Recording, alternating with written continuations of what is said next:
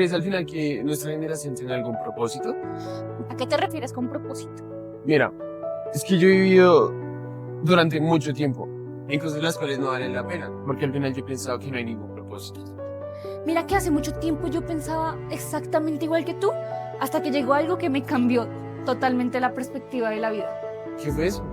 Hace 169 años, alguien se hacía esa misma pregunta: ¿cuál es el propósito de las cosas? Y pues en realidad nosotros reencarnamos, elegimos nuestro contexto, nuestro lugar donde vivimos, nuestras pruebas, con un propósito, que es seguir creciendo y aprendiendo para convertirnos en mejores seres humanos. Seguir creciendo. Eso sí tiene sentido. ¿Y sabes qué? El próximo año se va a realizar un congreso el 16, 17 y 18 de octubre en Cartagena. Cartagena. Sí, en Cartagena van a ser 3 días en el cual pues se va a realizar el Congreso Espírita Colombiano y vamos a tratar todos estos temas con mucha profundidad. Esto puede cambiar muchas cosas. Tu perspectiva de toda tu vida. Bye. Ven, ¿y tú sí vas ahí?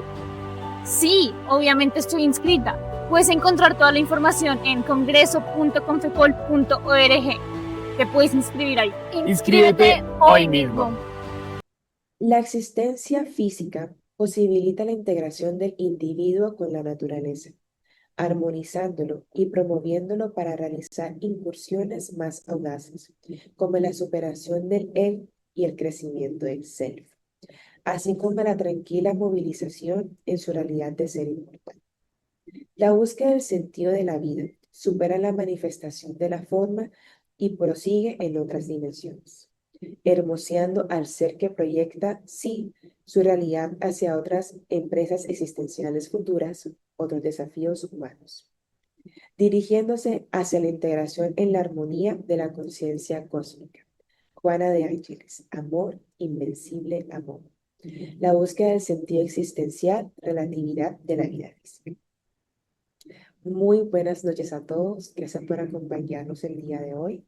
En nombre de la Confederación Espírita Colombiana, Confecol, extendemos una cálida bienvenida a todos los presentes que nos acompañan desde diversas partes de Colombia y otros países. Nos complace recibirlos en esta, la tercera capacitación del año, organizada por el Departamento Doctrinario. Para iniciar nuestra jornada de hoy, elevaremos nuestro pensamiento en gratitud a Dios por esta oportunidad única y especial. Los invitamos a todos a cerrar los ojos y encomendar este espacio a Dios. Agradecemos, Padre amado, por este espacio que nos has permitido, por permitir que este dirigente comparta todos estos conocimientos con nosotros, aprender de todo lo que él conoce, lo que él ha vivido, lo que ha estudiado, porque cada información va a llegar a nuestros corazones y nos va a ayudar a ser esas personas que tanto anhelamos convertirnos. Ese es el momento, Padre, para poder seguir transformándonos y llegar a esa tan anhelada perfección, pero sobre todo a esa fatalidad tan importante y tan inmensa que es la felicidad. Padre amado, gracias por esta doctrina, porque con ella aprendemos demasiado y nos vamos acercando cada vez más a ti. Permite que el desarrollo de esta tarea se dé exitosamente y que los conocimientos no solo queden en nuestros corazones, sino que se traduzcan en acciones que nos acerquen más a ti. En esa gracia, Padre, por todo, y que así sea. A continuación, damos la bienvenida a nuestro amigo y compañero, el señor Fabio Villarraga, que nos impartirá la capacitación titulada El Espiritismo en Defensa de la Vida, herramientas y fundamentos doctrinarios. El señor Fabio Villarraga es médico de la Universidad Nacional de Colombia, con especialización en gerencia de servicios a la salud y maestría en bioética. Es presidente del Centro Espírita Senderos de la Esperanza en Bogotá, Colombia, presidente de la Federación Espírita de Cundinamarca y presidente de la Asociación Médico Espírita AMEMO. Fabio es conferencista nacional e internacional y hará parte del grupo de conferencistas invitados al próximo Congreso Espírita Nacional que se desarrollará en la ciudad de Cartagena el próximo año. Damos la palabra al señor Fabio Villarraga para la capacitación El Espiritismo en Defensa de la Vida, herramientas y fundamentos doctrinarios. y ese aporte fundamental que hace la doctrina espírita al complemento de la vida orgánica. Por eso, eh, como decía eh, ese gran escritor Víctor Hugo, la cuna tiene un ayer y la tumba tiene un mañana. Esto, digamos, en la escala nominal, ¿no? Entonces, nosotros debemos contar con algunas herramientas, con algunos fundamentos, y en eso tenemos una riqueza bastante grande desde el punto de vista doctrinario, desde el punto de vista literario, porque para defender la vida debemos tener argumentos, ¿no? Y esos argumentos surgen después de un estudio profundo, surgen después de una investigación de los temas también, en este sentido, para poder comprender mejor la doctrina espírita en todos sus tres grandes caracteres que le apuntan a esta defensa de la vida, ¿no? Entonces, todos los espíritas debemos ser defensores de la vida humana, de la vida en general. Pero también para ello debemos contar con unos fundamentos y tener unas herramientas, ¿no? A través de la charla de hoy veremos esos fundamentos y también algunas de estas herramientas que nos permiten entonces tener la fortaleza para en cualquier momento, frente a cualquier lugar, situación o persona o grupo humano, poder defender la vida con nuestra visión espírita, que eso es lo importante, ¿no? Entonces, podríamos decir que esos fundamentos para defender la vida pueden tener un carácter científico, tener un carácter filosófico o pueden tener un carácter moral, así como son los tres grandes caracteres de la doctrina espírita. Y Kardec lo deja plasmado eh, directamente desde su definición. Esa definición que aparece en esa obra, que es el espiritismo, cuando él dice que el espiritismo es la ciencia que trata la naturaleza, el origen y el destino de los espíritus en su relación con el mundo corporal y de las consecuencias morales que de esa relación se desprenden. Si nosotros analizamos en profundidad esta sola definición, contiene precisamente esos tres caracteres. Habla que el espiritismo es una ciencia, entonces, como ciencia, pues obviamente reúne una serie de fundamentos de orden científico para defender la vida. Y muchos de los avances hoy día de la medicina, de las ciencias de la salud, están en sintonía y en consonancia con los fundamentos espíritas, precisamente porque, como dijo Kardec, cualquier avance que tenga la ciencia, digamos, será reconocida y estará en favor de nuestros mismos principios, ¿no? Y también en este segundo aspecto, cuando dice que trata el origen, naturaleza y destino de los espíritus, pues ahí está la parte filosófica. Y dentro de esa parte filosófica también hay una documentación muy grande, sobre todo en ese gran tratado de filosofía espiritualista que es el libro de los espíritus. Y a partir de ahí, todas las otras obras concomitantes de la codificación que se unen, digamos, se vinculan al libro de los espíritus en varios de sus segmentos constitutivos. Pero también cuando habla de las consecuencias morales en esta definición, está y se desprende toda esa fundamentación de orden moral que nos sirve también para defender la vida como tal.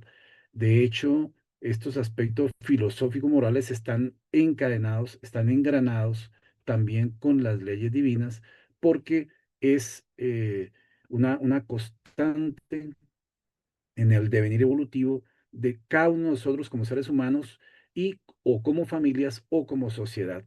Todas las leyes están allí engranadas y la comprensión de estas mismas leyes divinas nos va a permitir tener argumentos más sólidos desde lo filosófico y lo moral para comprender entonces la vida misma y la defensa desde el punto de vista espírita, ¿no?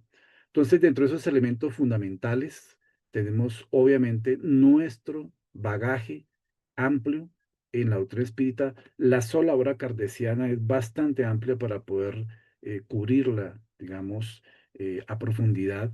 Por eso el estudio profundo de la doctrina espírita requiere años y años y nunca acabaremos de estudiar la doctrina espírita en esta existencia, ¿no? Eh, Asimismo, ¿dónde estudiamos la doctrina espírita? Obviamente, principalmente en el centro espírita, en nuestra casa espírita. Pero también debe existir un estudio disciplinado en lo personal para poder adentrarse en esa argumentación, para poder asimilar, para poder permear esos fundamentos y sobre todo esos argumentos, tanto filosóficos, morales como científicos, que constituyan para el trabajador espírita una fortaleza intelecto-moral. Entonces, aquí la doctrina espírita toma una fuerza especial porque siendo la casa espírita una escuela de almas para que cada uno nos formemos dentro de esta escuela espírita, entonces también estará en consonancia con la federación y asimismo con la confederación en este trinomio, digamos, que deben marcar la vida institucional de todo trabajador espírita, comprendiendo esos diferentes niveles en los cuales se manifiesta nuestra organización y que tienen que ver también con las acciones, con aquellos frentes de trabajo que deben darse no solamente a nivel individual como trabajador espírita, sino a nivel institucional como casa espírita, pero también a nivel institucional como federación, mancomunadamente con las otras casas espíritas y ya en el otro nivel confederativo con las demás federaciones, en este caso en nuestro país, pero en cada país, pues, según su organización institucional, ¿no? De esta forma, entonces, conocemos todos cuáles son estos 9 fundamentos de la doctrina espírita. Si hay alguna persona que es nueva, digamos, en esta eh, auditorio virtual, pues aquí están estos, son nuestros 9 fundamentos de la doctrina espírita. Y cada uno de ellos tiene que ver también con una argumentación en favor de la vida. Porque, digamos, básicamente, sabiendo que Dios es la causa primera de todo lo existente, inteligencia suprema del universo, pues es la causa de la vida en todos los planos de la naturaleza. Y obviamente el gran legado terapéutico del Maestro Jesús, amar a Dios sobre todas las cosas y al prójimo como a sí mismo, es un tratado, digamos, en defensa de la vida desde el punto de vista moral, intelectual, filosófico y práctico, ¿no? Y cada uno de los fundamentos en realidad tiene una relación filosófica, científica y moral para argumentar en favor de la vida y se podría desarrollar así una concatenación de cada uno de esos puntos en relación a esta defensa de la vida que podemos hacer. Estas tres eh, leyes, reencarnación, evolución y causa de efectos se engranan, digamos, en todos estos procesos, porque a veces quien no ha sido un defensor de la vida, sino un infractor de esas leyes divinas, atentando contra la vida en diferentes existencias, viene a través de esa ley de causa-efecto y esas oportunidades evolutivas a compensar aquel pasado delictuoso para tener, digamos, una oportunidad que la misericordia divina permite para poder equilibrar el pasado.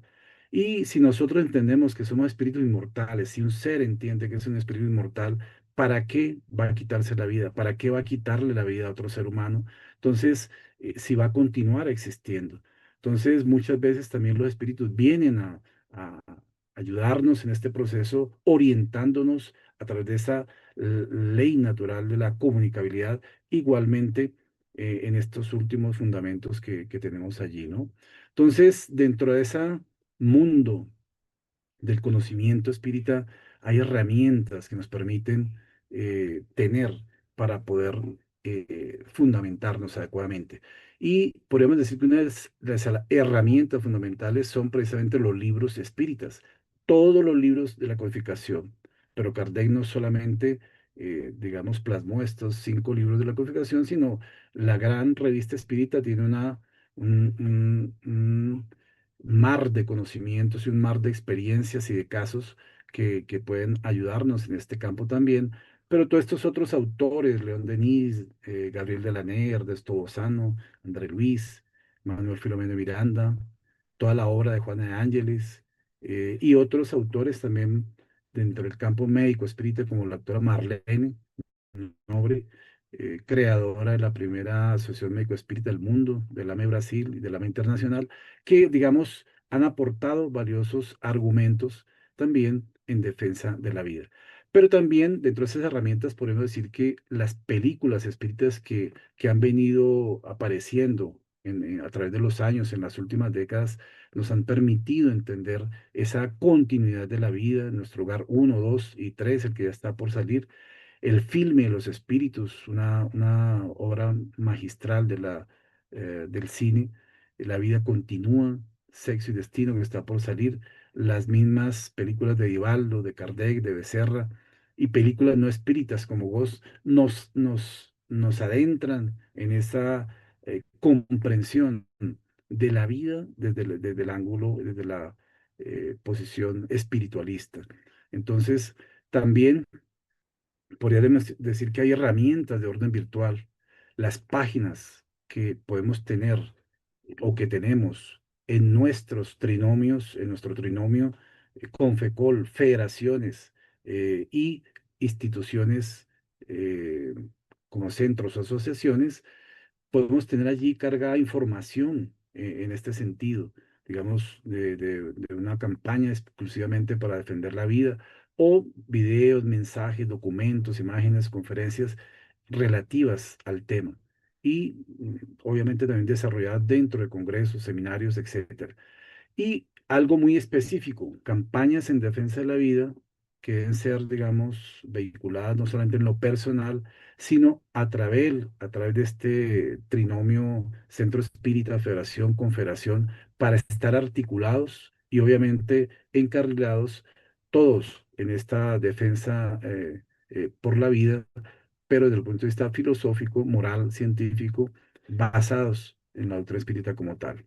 Entonces, a lo largo de la historia hemos encontrado folletos, volantes, afiches, hemos participado en procesos similares, digamos, para construir estas herramientas que son importantes a la hora de poder visualizar esta información espírita que, digamos, coloca nuestra posición, nuestro posicionamiento frente a la defensa de la vida en cualquier momento, ¿no? Pero la pregunta sería, ¿cómo defender la vida si no trabajamos en cuidar la propia? Es decir, no podemos hablar de que hay que defender la vida si no estamos cuidando o si estamos maltratando nuestro propio organismo, no lo estamos cuidando en cualquier nivel que sea, desde lo orgánico, lo psicológico, lo social, lo mental, lo espiritual.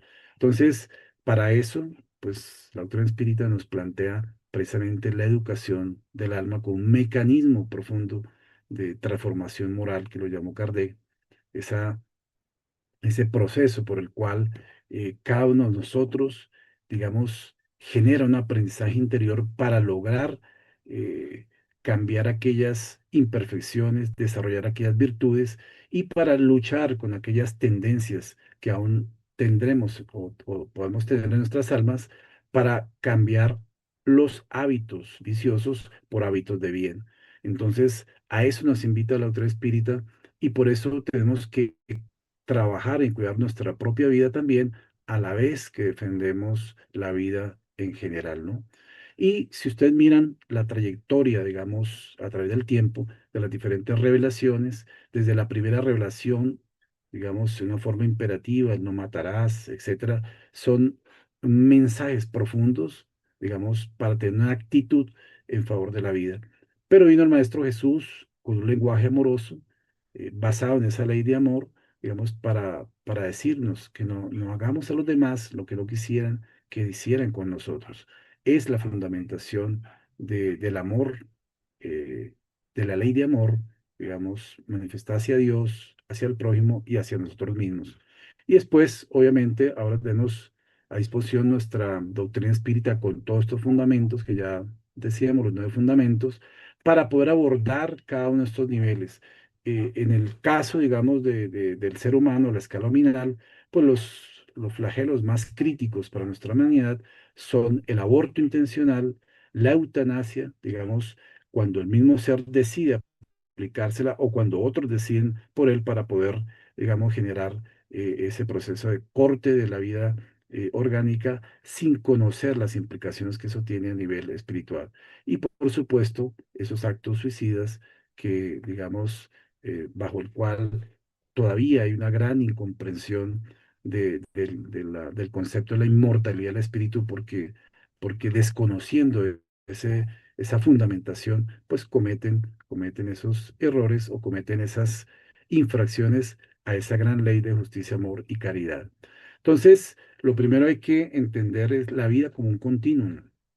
Y ese es un concepto fundamental para todos nosotros como espíritas, como trabajadores, como estudiosos de la doctrina espírita, para entender, digamos, que en cada una de estas situaciones, tanto el aborto, el suicidio, la eutanasia, sí podemos plasmar esta continuidad de la vida en los diferentes planos, porque lo único que ocurre es un cambio transdimensional. Venimos del mundo espiritual, pasamos al plano orgánico, salimos del plano orgánico, continuamos en el plano espiritual, pero digamos, nuestro cuerpo perispiritual siempre permanece. Solamente tomamos un vestido biológico acá temporalmente y lo dejamos cuando ya culminamos esta fase. Pero que esa culminación no se haga a través del aborto, porque digamos, va a haber una situación de un espíritu que no logró nacer, que esa situación no se dé a través de un suicidio porque era un espíritu que no logró superar las pruebas y terminó, digamos, quitándose la vida. O que no ocurra a través de la eutanasia, esa ruptura, porque va a ser un espíritu que no supo esperar el tiempo, digamos, necesario para terminar esa existencia. Y nosotros tenemos el conocimiento para esclarecer, para consolar, como nos dice el libro de Espíritus en la última parte de esa obra, ¿no? Entonces, este gran dilema entre la vida biológica y la vida espiritual para nosotros es, digamos, solucionado por este concepto de la continuidad de la vida. Y por eso, digamos, todas estas estadísticas que hoy día vemos en los diferentes campos, tanto el aborto como el suicidio, como la eutanasia, que nos hablen de miles de pérdidas de vidas y se traducen en millones para el aborto, en miles para el suicidio y también para la eutanasia que ahora está aprobada y aquí en nuestro país es uno de los pocos países del mundo donde está también aprobada la eutanasia, así como el suicidio asistido y obviamente también el aborto. Estamos en una situación donde nuestras leyes están más distanciadas de las leyes divinas y habrá procesos, digamos, que se den en esta fase de transición planetaria para que todas esas cosas también vayan cambiando. Y lo importante es que nosotros podamos transmitir, digamos, para todos aquellos que tengan dudas, inquietudes en torno a esta continuidad o no de la vida, la diferencia que hay entre la muerte y la desencarnación, como un proceso importante para comprender esa transición, como la llama Kardec, en el cielo y el infierno, la justicia divina, al mundo espiritual. Esa transición es una transición únicamente de este plano al otro plano. Entonces, hay herramientas doctrinarias y este libro de los espíritus constituye la principal herramienta doctrinaria porque es de una fuerza filosófica que radica, digamos, en la forma como tiene la continuidad metodológica de los conceptos que van siendo emitidos dentro de la obra. Entonces, por ahí en la pregunta 358, Kardec interrogó precisamente sobre el tema de que si el aborto provocado, démonos cuenta que dice aborto provocado, no está hablando del aborto que es no provocado, de que no es intencional, que es de orden natural. Entonces, es diferente. En esos casos de aborto provocado, siempre hay una violación de la ley de Dios y está comprometido la madre, cualquier otro que esté involucrado en el proceso abortivo intencional, eh, cuando quitan esa vida, digamos, al niño que está por nacer. ¿Por qué? Porque le está impidiendo esas pruebas que debe soportar aquí en este plano de la vida, ¿no? Entonces, una herramienta fundamental que esta obra nos trae. Pero también más adelante, por la 953, habla precisamente de que cuando una persona tenga ante sí una muerte que sea inevitable y terrible, acaso, digamos, es culpable de abreviar unos instantes esos padecimientos apelando a un fin voluntario. Y es muy sabia la respuesta cuando dice categóricamente el mundo espiritual superior que siempre se es culpable de no aguantar o aguardar el término fijado por Dios. Entonces, ¿qué quiere decir eso? Ninguno, nadie tiene derecho a la vida, a su propia vida y menos a la vida de los demás, ¿no? A veces lo que nosotros creemos es el final, todavía no lo es. Y por eso no podemos mirar más allá ni predecir, digamos, lo que la providencia divina tiene para todos, ¿no? Pero también preguntó directamente Kardec, ¿tiene el hombre derecho a disponer de su propia vida? No, solo Dios tiene ese derecho, porque Él es la causa primera de todo lo existente, inclusive de la vida misma, ¿no? Por eso toda forma de suicidio, voluntario o involuntario, es una transgresión de la ley. Y a veces solamente el espíritu se da cuenta cuando pasa, digamos, a la dimensión espiritual, ¿no? Entonces, es ahí, digamos, donde entendemos lo que se ha hecho, el error que se ha cometido, y viene un proceso de arrepentimiento, que es, digamos, un poco más complejo. La doctora Marlene Nobre, digamos, consideramos es una líder, digamos, en este proceso de defensa de la vida porque dedicó su vida como ginecóloga, como ginecobstetra, especialista en oncología, al tema del aborto intencional y a generar los argumentos científicos en contra de ese aborto intencional. Para eso escribió esta obra, El clamor de la vida. Y en ella dice digamos, precisamente el hecho de considerar el embrión como una cosa y no entendiéndolo como un embrión persona, que es la visión espírita, pues es lo que da la pauta para que se generen todas las leyes proabortistas en el mundo y en nuestro país, ¿no? Y ella habla presente del continuum. Ese continuum debe ser respetado. Y ese continuum viene desde el cigoto, desde antes del cigoto, porque el cigoto se constituye de dos células que tienen vida biológica y que constituyen, digamos, un nuevo ser a través de esa unión. Pero ese cigoto es una continuidad con el feto, el bebé, el niño, joven, adulto, viejo, etcétera, hasta el final de la existencia humana. En cualquier fase, digamos, se debe considerar esa dignidad de la persona que debe ser reconocida desde el momento en que existe la fecundación. Entonces, dice ella que el propósito de esta obra es resaltar esos argumentos científicos contra el aborto intencional, para que la paz y la vida establezcan bases sólidas en nuestro planeta. En este proceso de transición planetaria pasaremos, digamos, mucho tiempo todavía para poder consolidar esas bases, digamos, del respeto a la vida y a la paz, digamos, que debe existir en torno al relacionamiento humano consigo mismo y con los demás, ¿no? Entonces, por esa premisa de amar a Dios sobre todas las cosas y al prójimo como a sí mismo, debe ser, digamos, una línea de trabajo, digamos, y una sintonía con esta ley universal del amor, digamos, de la justicia y de la caridad, ¿no? Entonces, esto lo entendieron otros investigadores como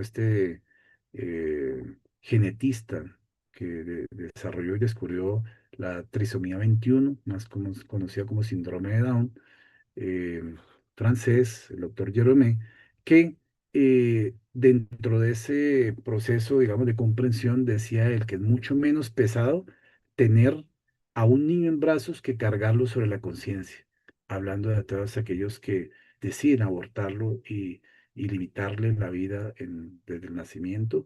Dice que desde el momento mismo de la fecundación existe un ser humano. Él entendía, comprendía eso, a pesar de que no era, digamos, su espírita, pero esa fundamentación realmente es muy importante para tenerla en cuenta como un argumento sólido por alguien que ganó, digamos, estos premios, digamos, en relación dentro del campo de la medicina, ¿no? Entonces, algo que podemos llevar en la práctica es, por ejemplo, las actividad de asistencia y promoción social.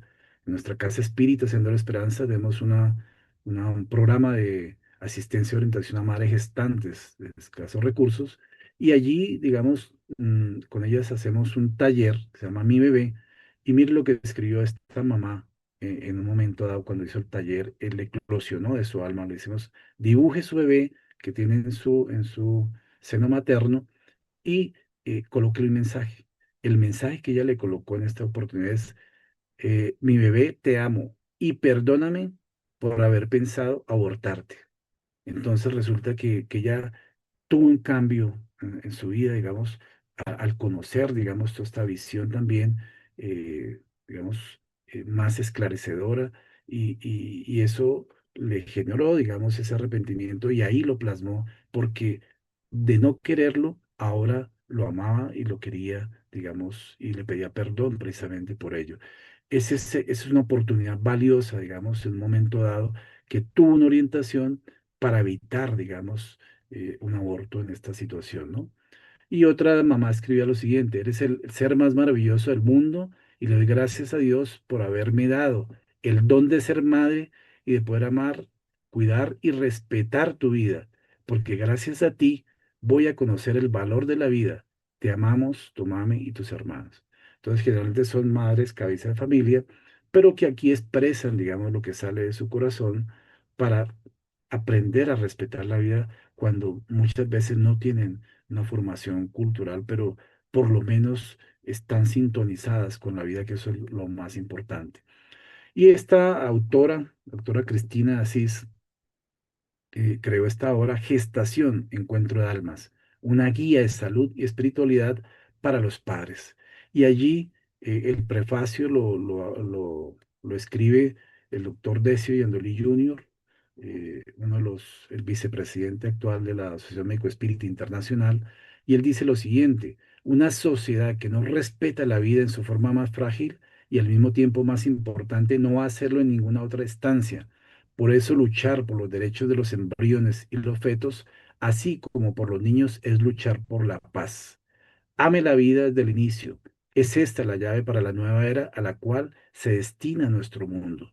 Entonces, este médico, digamos, tiene una visión realmente profunda, importante en torno al respeto por la vida.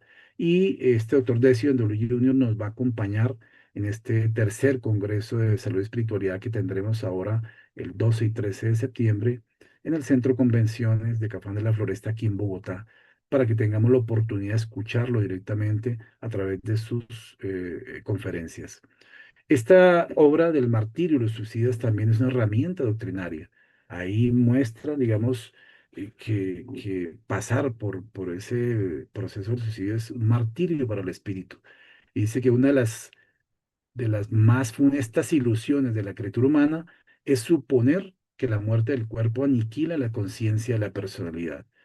Y por eso nuestro tercer fundamento, tiene que ver con la inmortalidad, con ese concepto de la inmortalidad, de que somos espíritus inmortales, y si nosotros permeamos eso a cualquier persona que tenga esas ideaciones suicidas, pues realmente estamos haciendo una labor educativa, preventiva, evitando, digamos, un mal mayor, porque la gente, la persona, bajo esas situaciones de conflicto, si entiende que la solución no es quitarse la vida porque la vida va a continuar, entonces eso va a ser un argumento filosófico, moral, pero hoy día también científico. ¿Por qué? Porque las investigaciones científicas de la sobrevivencia de la conciencia cada vez son mayores, hay más especialistas dedicados a estos temas, no solamente neurólogos, sino cardiólogos, sino intensivistas, bueno, que están dedicados a estas argumentaciones en torno a la sobrevivencia de la conciencia. Entonces, todos estos son actos de desamor cuando la persona decide eh, quitarse la vida y no está pensando, es un acto egoísta porque el suicida no piensa sino en sí mismo y no piensa en el dolor y el sufrimiento que le deja a su familia, a su pareja, a sus hijos, a sus padres. Por eso esa connotación global podemos permear, digamos, un ser humano de todas estas situaciones para que comprenda y limite esa ideación suicida que le está, digamos, envolviendo su mente, que también sabemos puede tener una causalidad de perturbación espiritual y así, entonces, se complejiza el problema, pero también dentro de las casas espíritas tenemos las herramientas para a través de los procesos desobsesivos de atención fraterna, de paces, de la oración, de las conferencias, poder minimizar todas esas ideaciones suicidas y ayudar a salvar vidas en este proceso del respeto por la vida en nuestras casas e instituciones. La revista Espírita consideramos que constituye una herramienta invaluable. Digamos, si uno hace un escaneo de todo lo que el tema que trata solamente en torno al suicidio, hay más de 40 referencias en obras, digamos, en esta obra de la revista Espírita. Y, por ejemplo, en esta de 1864, hay un caso, digamos, que es narrado allí, colocado por Kardec, porque precisamente en ese lo colocó como suicidio. eh, un caso, digamos, que fue impedido por el espiritismo y narra allí una situación que vivió un militar, digamos, francés, que tenía una sensibilidad, digamos, mediúnica y cuando entró en compañía de alguien a un restaurante eh, a almorzar, entonces al poco rato entró una persona, digamos, que estaba un poco alterada y se sentó allá a una distancia, digamos, de la mesa donde ellos estaban y él, por su sensibilidad, escuchó que una entidad espiritual, un protector, le dijo, esa persona viene a almorzar por última vez porque se va a suicidar. Y cuando eso escuchó, él se acerca a la mesa de este personaje, va a hablarle, le pide perdón porque él había hablado un poco duro anteriormente, y entonces sale con él fuera del restaurante y le empieza a hablar de toda la dimensionalidad espírita del valor de la vida, de la doctrina espírita como el consuelo, etcétera, a tal punto que evita que este señor, digamos, porque tenía unas crisis financieras, etcétera, etcétera, y le ayuda a sobrepasar esa situación. Todo eso está narrado ampliamente dentro de la revista Espírita, apenas uno de estos tantos casos que ustedes ven allí descritos. Entonces, hay una riqueza muy grande en la revista Espírita, es una herramienta invaluable para poder consultar y argumentar, no solamente charlas, conferencias, sino también casos, digamos, directos o parecidos, ¿no? Entonces, la eutanasia es también, obviamente, es un acto de desamor completo por la vida, pero también consigo mismo y con la familia, similar a lo que ocurre con el suicida, ¿no? El que quiere morirse, digamos, si quiere acelerar su terminación de la vida, cree que tiene derecho y a veces las mismas leyes humanas le dan ese derecho y lo tramitan ante las EPS hoy día y ganan esas tramitaciones y se sienten felices haciendo el último acto, digamos, de su vida, pero no saben cómo van a despertar allá en el mundo espiritual. Y allá enfrentan esa dimensionalidad del error y están, digamos, precisamente para tomar, digamos, esa correctivo, pero ya les tocará posteriormente en una vida siguiente, ¿no? Así como existen estas otras herramientas literarias que son las obras, por ejemplo, Víctor Hugo, en esta obra del abismo a las estrellas, cuenta la historia de la doctora Suzette, una médica francesa que practicó la eutanasia a su madrastra. También practicó abortos, es decir, estaba comprometida con la vida, pero ella conoce la doctrina espírita y cambia y se transforma y entonces ya entiende los procesos de una forma diferente. Es todo un proceso, digamos, de una historia de así como lo narra Víctor Hugo a través de su pluma, transdimensional, a través de la mediunidad de Ivaldo Pereira Franco. Y también esta obra clásica, Memorias de un Suicida, que es otra herramienta literaria también importante para tener en cuenta, con toda la historia narrativa que hace este espíritu de Camilo Castelo Branco, un suicida reincidente que se había ya atentado contra su vida en varias encarnaciones y venía el objetivo de poder equilibrar, digamos, su pasado y volvía a caer nuevamente. Entonces, todo eso lo llevó a tener, digamos, una situación profunda de cambio hasta que termina, obviamente, superando la tendencia suicida, ¿no?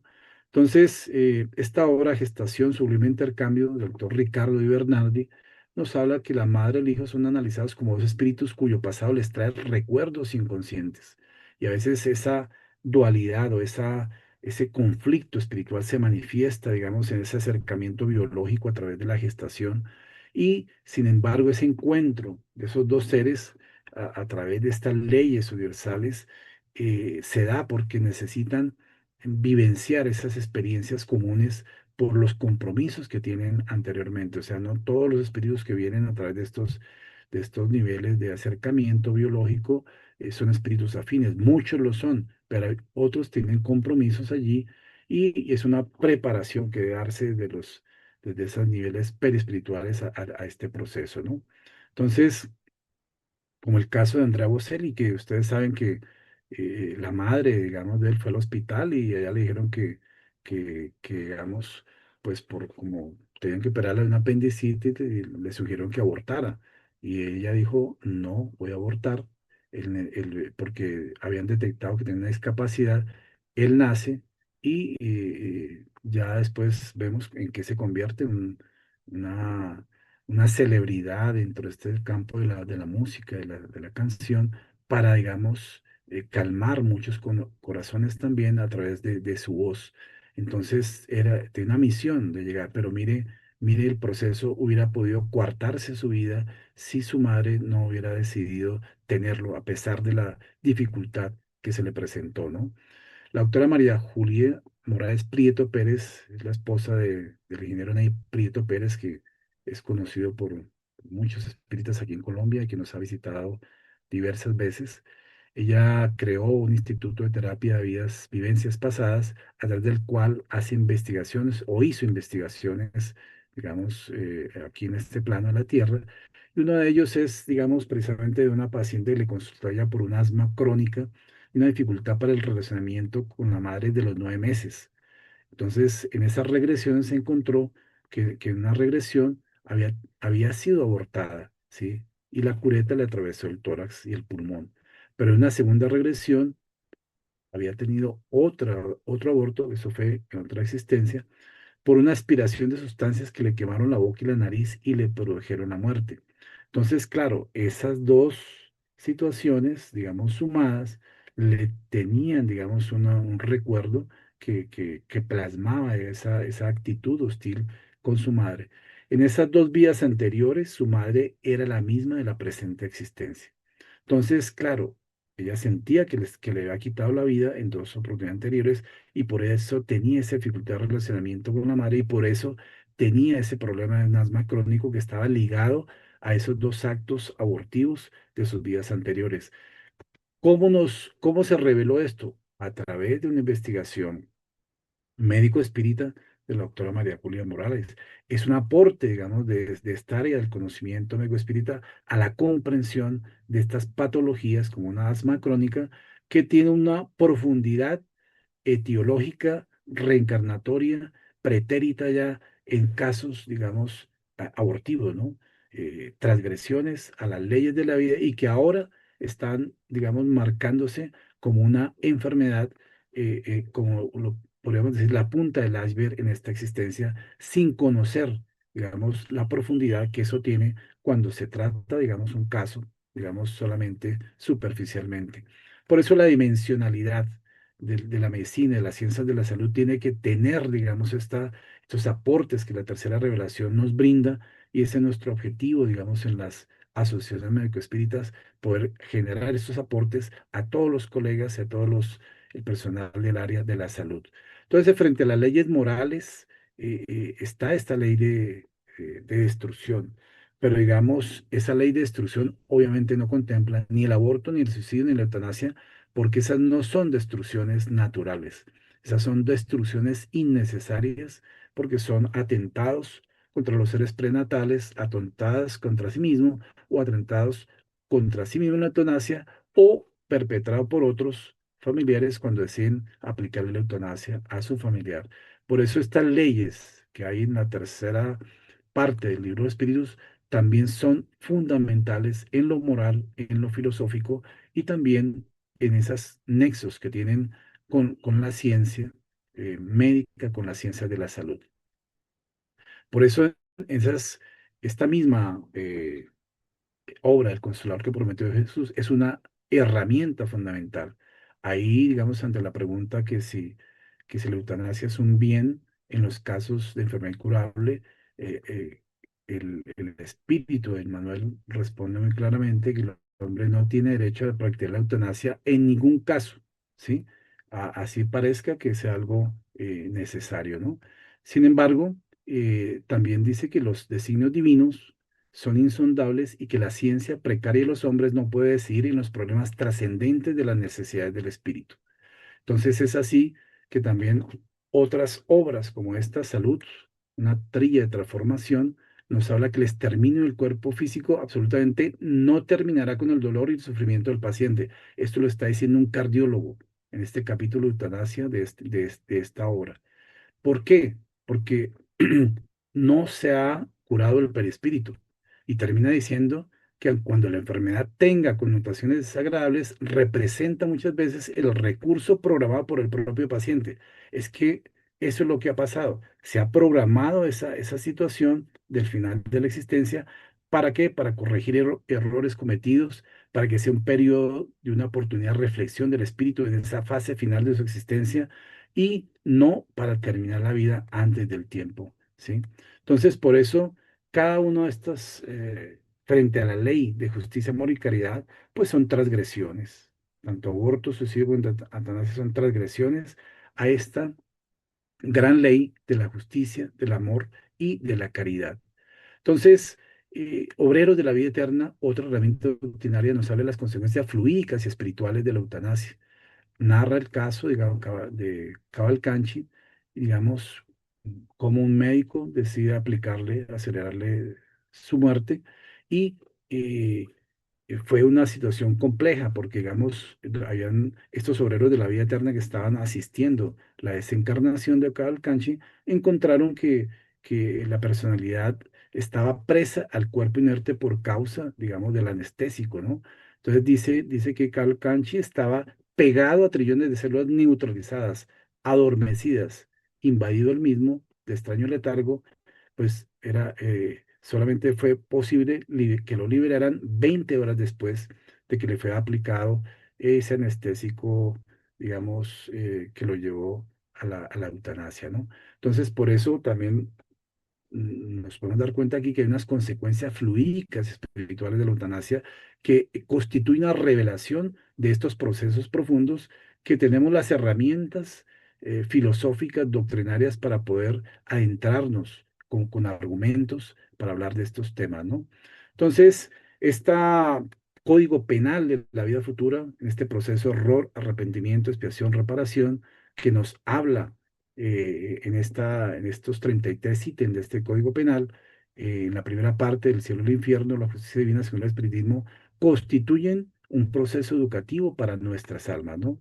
Y entonces, en todos los tres niveles donde se respeta la vida, eh, cuando eso ocurre, es la causa, es el error. Pero viene después el proceso del arrepentimiento, la expiación que puede demorar y la reparación que también ocurre posteriormente. Entonces, son diferentes casos que pueden ser revisados en esta segunda parte de esta obra, del cielo y el infierno, porque en esa segunda parte tiene y le dedica un capítulo especial a los suicidas, a las expiaciones terrenales, y dentro de eso él narra, digamos, uno de los espíritus que narran, que son los mismos espíritus que narran sus experiencias, y entonces dice que este Marcel, el espíritu de Marcel, que vivió una experiencia expiatoria al final de su vida, Dice que la agonía en la tierra prepara las alegrías del cielo, porque él supo soportar eso, ¿no? Dice, el sufrimiento no es sino la corteza amarga de un fruto agradable que da coraje y resignación sobre el pobre lecho donde gime la miseria están los enviados de Dios, cuya misión es enseñar a la humanidad que no hay dolor que no pueda sufrirse con la ayuda del Todopoderoso y los buenos espíritus. ¿Qué lección que da este espíritu en este sentido? Un espíritu que supo superar, digamos, estos dolores del final de la existencia, porque era una existencia expiatoria. Y él mismo viene a contar, digamos, lo que ocurrió allí, ¿no? Entonces, por eso, como esta parte final, digamos, en esta parte educativa, digamos, para nuestras almas y para ayudar a educar, digamos, esta herramienta doctrinaria que tiene el Evangelio, cuando nos habla que la calma y la resignación es una manera de enfrentar la vida terrestre. Digamos, por eso hay que cultivar la serenidad. Es un preservativo contra la locura y el suicidio, nos dice el Evangelio.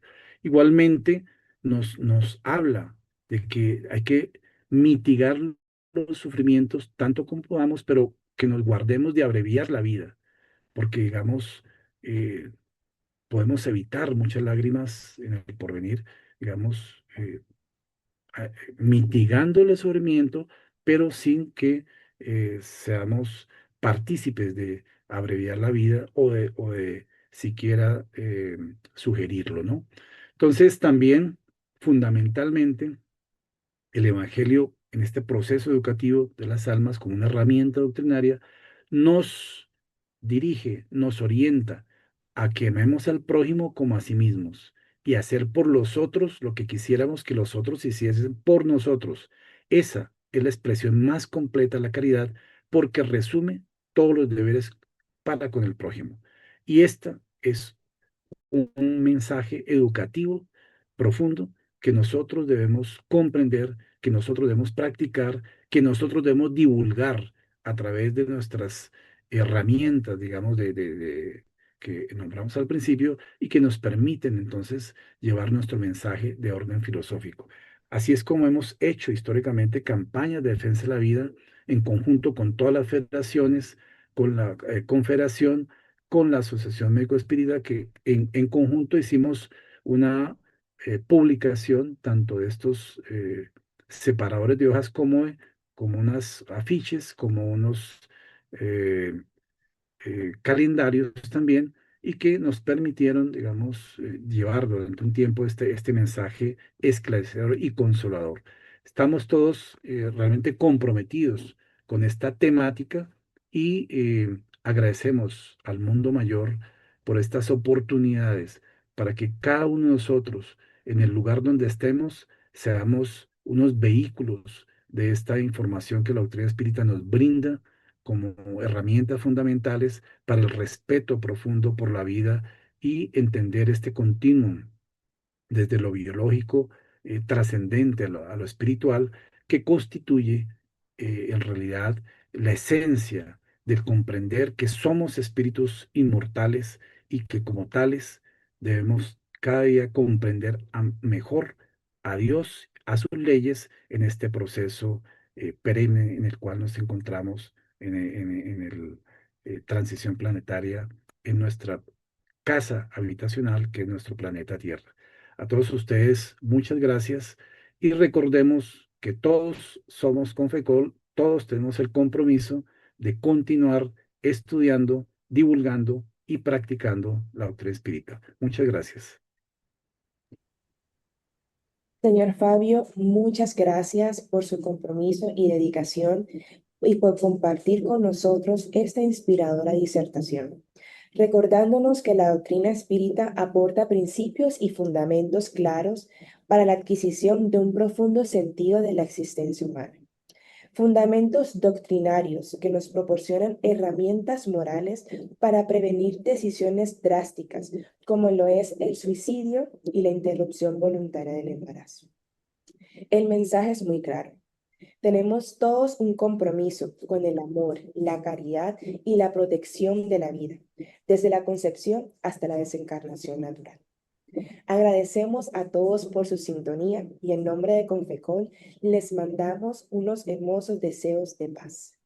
Les invitamos a participar al 21º Congreso Espírita Colombiano que se desarrollará los días 16, 17 y 18 de octubre el próximo año en la ciudad de Cartagena. Asimismo, los invitamos al 12º Congreso Colombiano de Dirigentes en la ciudad de Bogotá los días 31 de octubre, 1 y 2 de noviembre del presente año.